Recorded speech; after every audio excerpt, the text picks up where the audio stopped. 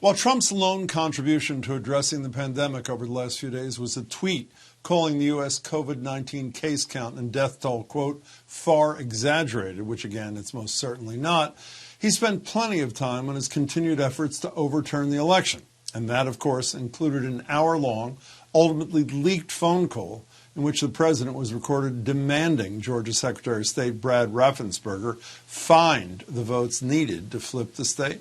The people of Georgia are angry. The people of the country are angry. And there's nothing wrong with saying that, that you've recalculated. So, look, all I want to do is this. I just want to find 11,780 votes, which is one more than we have, because we won the state. The only problems being he didn't, and those votes don't exist. But that's not stopping at least a dozen current and incoming Republican senators, plus more than 100 House members, who plan on Wednesday to formally object to the electoral votes cast in several states where Biden was declared the winner.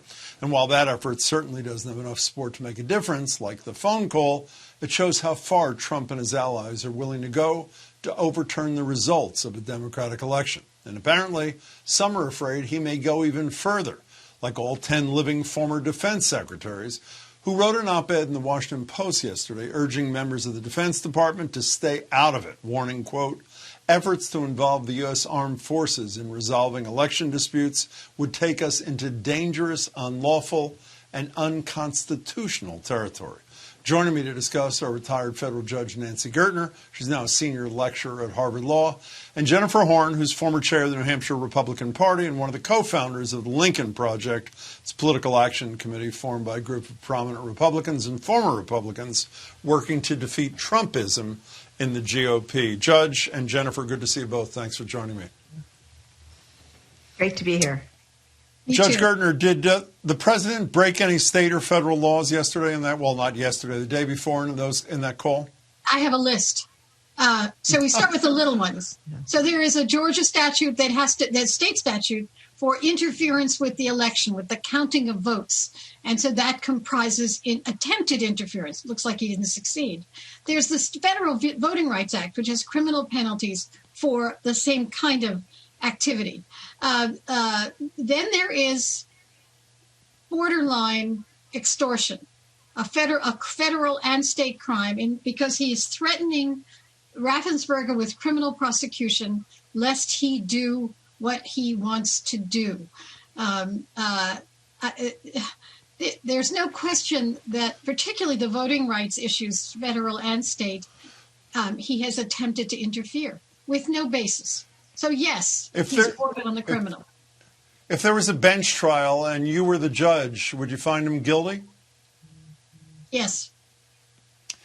Okay. Certainly the electoral stuff. The threatening a criminal prosecution is a little bit more dicey because he circumlocutes a little bit. He doesn't say it directly. Mm-hmm. He says, it would be a criminal offense. That would be different, but it's a blatant effort to interfere with an election.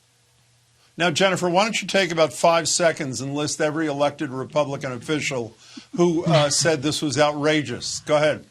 I don't need 5 seconds, right? Because there hasn't been a single one. That's the most. Whoa! That's not fair. People like Liz Cheney, actually, who's a ranking Republican leader in the House, actually has. Right. But go ahead. Right, and Mitt Romney, who has been consistently as principled, as we could hope. So, and that of course, this is probably the most outrageous thing that this president has done since Election Day, and there has been, other than that, just about silence from the Republican Party. No outrage, no call for, for impeachment, God forbid, no call for repercussions of any kind. And not even one of those 12 senators has come forward to say, this is too much for me. I'm going to, rescind my name from this list of people who are going to vote to try to overturn the outcome of a fair and honest election.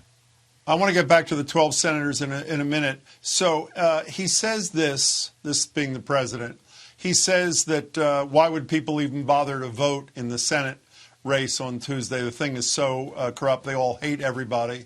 He says the governor, Republican, lieutenant governor, Republican, secretary of state, Republican, are all morons, and he's a schmuck for supporting the governor, Kemp there.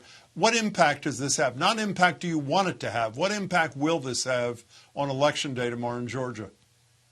Well, I can't say for sure that it will or won't have any impact at all at this point, because we know there's been early voting, and we know that Republicans who are going to vote will turn out more likely on Election Day anyway. But frankly, Donald Trump has never been loyal to the Republican Party. He's never been a Republican. No. If, in fact, the Republicans lose tomorrow, maybe this will be the beginning of them paying the price for having literally sold their souls to the most corrupt, disruptive, crooked man who's sat in the White House for certainly in my lifetime. It's time for the Republicans to pay a price. This might just be the beginning of it.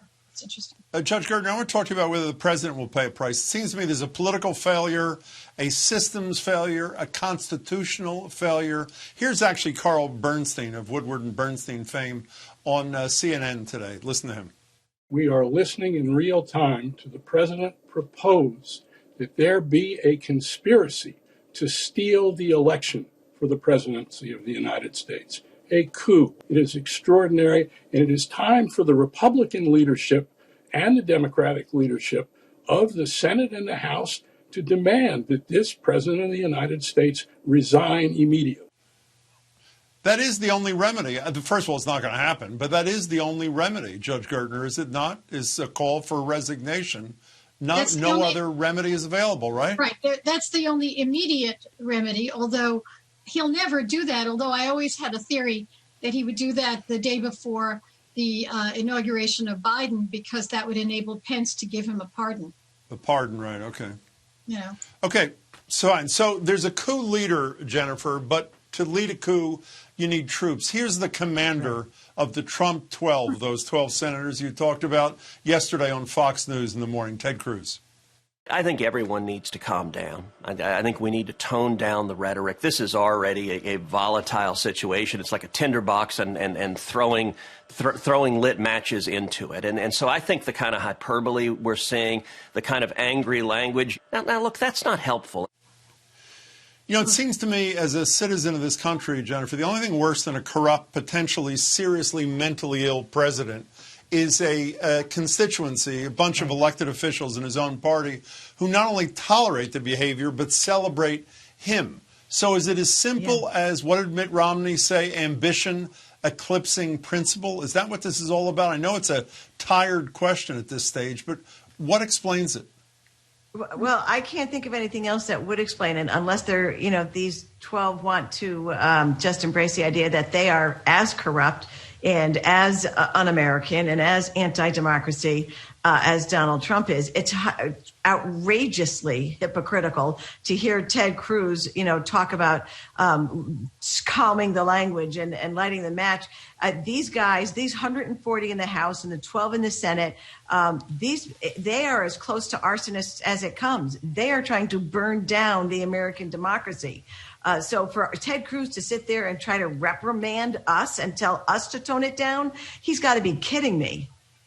I wonder. Let me say something, Jim. Please. That I wonder if they're doing this knowing that it will fail, right? And that if there was if there was the remotest chance that it would succeed, then I would hope at least that the Ted Cruzes of the world would say, this is wrong. So this becomes a symbolic, sort of expressive gesture to their base, and that's it. But the problem is it may not be controllable.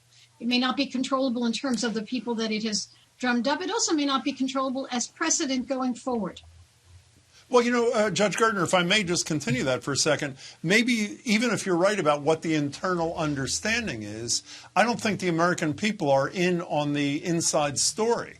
And the message it seems to convey to me is if a president of one party is elected, but the other party controls the House and the Senate, which luckily does not happen now, then if you feel like it, you can overturn the results of the election if you have a strong enough majority in the Congress. Isn't that the takeaway from 140 Republicans in the House and 12 senators doing this? You know, Nancy Gertner, Wednesday is going to be a pretty dramatic day, obviously. These challenges are going to be filed. There's all this debate about what Mike Pence, as the presiding officer, can do. All the reading I have done suggests he is nothing but a ministerial officer. He's a vote counter and announcer. So despite all the hopes of a lot of the Trump supporters, the Trump sycophants, the whatever they are, the reality is Pence is pretty well locked in, other than, I assume, making some speech or something. Am I right about that? He's totally locked in. This is really a ceremony. The Constitution makes it a ceremony.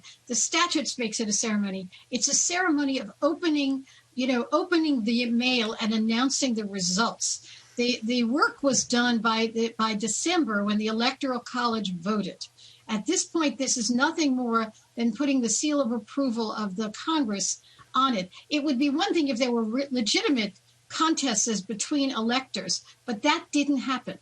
So there's really no basis for this. This is theater, and dangerous theater. Can I get a quick reaction from both of you? Devin Nunes, as you know, who is a favorite of the president's, who was removed from his leadership position on the House Intelligence Committee because of his behavior with the president, sneaking over to the White House to hand over some material. It was before the committee around the Russia investigation, was awarded the Medal of Freedom, the highest civilian honor in this country. Well, look at your face, Judge Garrett. What's your quick reaction to that?